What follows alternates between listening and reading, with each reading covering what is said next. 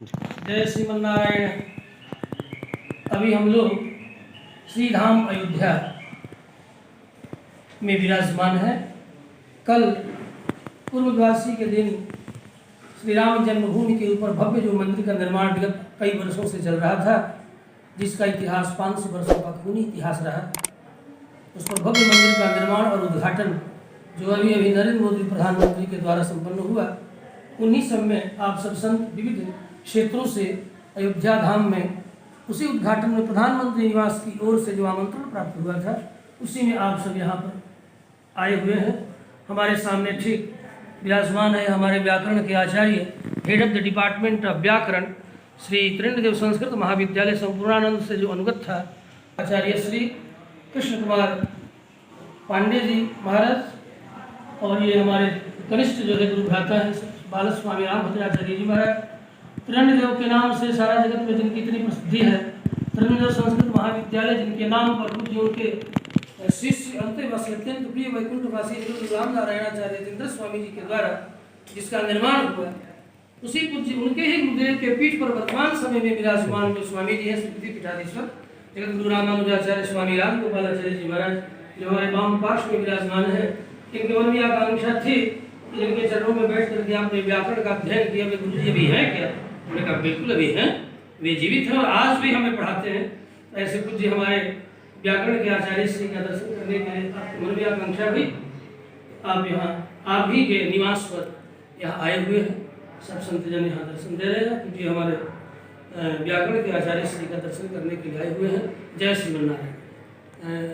मिश्र जी, पांडे जी, हम सब संतों को अपना वार्धक्यावस्था में दिव्य आशीर्वाद से अनुग्रह प्रदान करें, अनुग्रहित करें।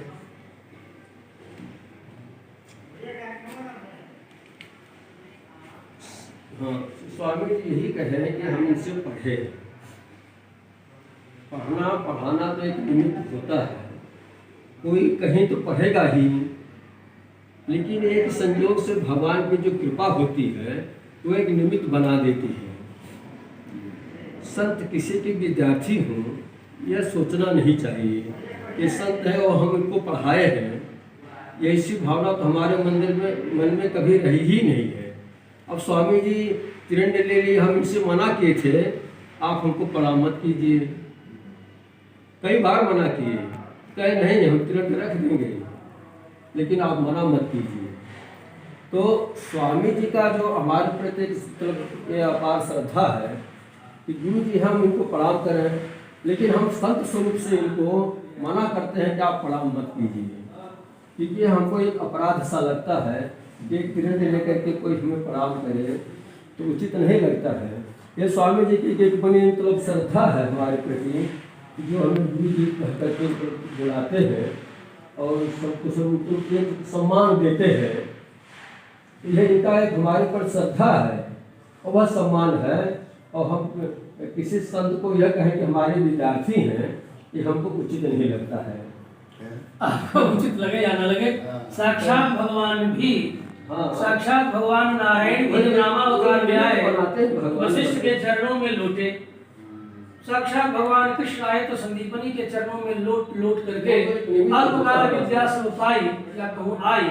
तो भगवान भी जब आते हैं तो किसी न किसी शिक्षाचार्य के चरणों में बैठ करके ही जगत शिक्षा के लिए वे अध्ययन करते हैं और उन्हें जीवन पर्यंत अपने आचार्य के रूप में स्वीकार करके उनके चरणों में नमन प्रणामन वंदन अभिनंदन करते ही रहते हैं। तो यह तो हमारी परंपरा ही तो हमारी मर्यादा है, और यह मर्यादा जिस दिन यदि नष्ट हो जाए उसी के साथ हमारे विद्यार्थी हैं। और बहुत लोग हैं जो हमारे विद्यार्थी अच्छे कथावाचक हैं, हम नहीं कथा कहते, हमारा जो कार्य है बस वही उतना ही करते हैं, लेकिन और विद्यार्थी अच्छी कथा कह रहे हैं, सब बाहर जा रहे हैं, तो एक निमित्त बन जाता है। कहीं कहीं कोई भगवान कुछ निमित्त बना देते हैं, और बाकी अब कोई किसी को कहे हम इनको विद्यार्थी माने तो हमको अच्छा नहीं लगता है। किसी संत को हम कहें कि है जन्मभूमि को एक दो भगवान का यद्यपि संपूर्ण सृष्टि ही भगवान का एक घर है, वो कहीं एक निश्चित स्थान पर नहीं रहते भगवान, जो कहा जाता है वो कण में है, तो उनके जन्मभूमि की क्या चिंता करनी है। फिर भी जब वे अपने स्वरूप में एक लोक शिक्षण के लिए अवतार लेते हैं तो कहीं कहीं उनको अवतार तो लेना पड़ेगा किसी के परिवार में।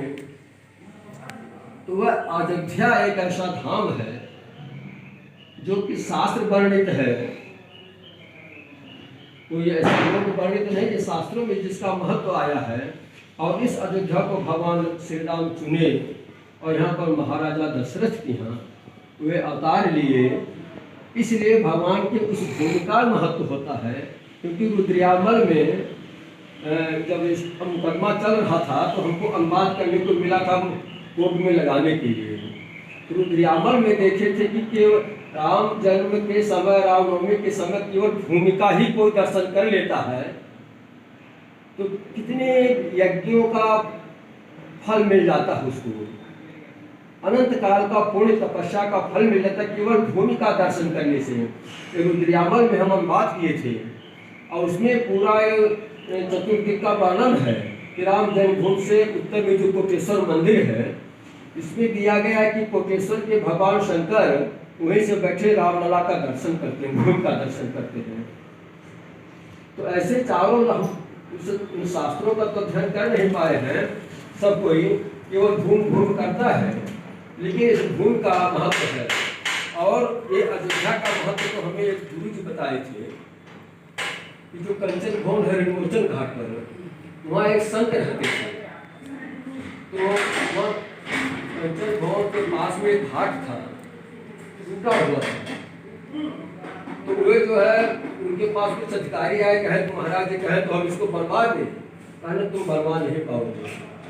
अरे कहने महाराज जी क्या लगेगा, जो भी खर्चा लगे कहने अच्छा ठीक है बनवा के दिखाओ। वे गए घाट पर बनवाने के लिए, गिट्टी मोरंग सब ले आए और घाट पर जो सीढ़ी जो टूटी थी बनवाने गए उनको सब रत्न चमकने लगे, सब पूरा रत्न दिखाई पड़ने लगे। तो गिट्टी मोरंग लेके वापस आए, कहने महाराज जी हम तो किसी जन्म नहीं बनवा पाएंगे। तो कहे क्या समझते थे अयोध्या मिट्टी की है, यहाँ का कण रत्न है, यह अयोध्या राम जन्मभूमि का है, रामलला की भूमि है, इसको मिट्टी मत समझो। कि कहते थे कि हम बनवा देंगे। समझ में आ गया तुम्हारे।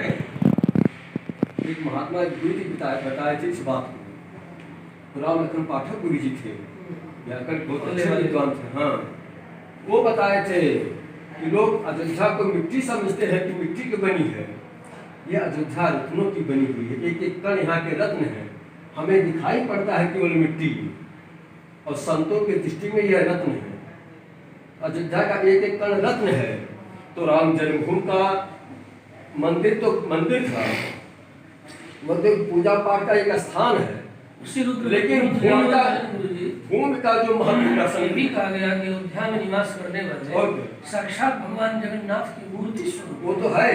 तो वहाँ की भूमि का दर्शन करना, मंदिर रहता या न रहता, केवल उस भूमि का कोई दर्शन कर ले तो रुद्रयामल में भूमि दर्शन का महत्व है।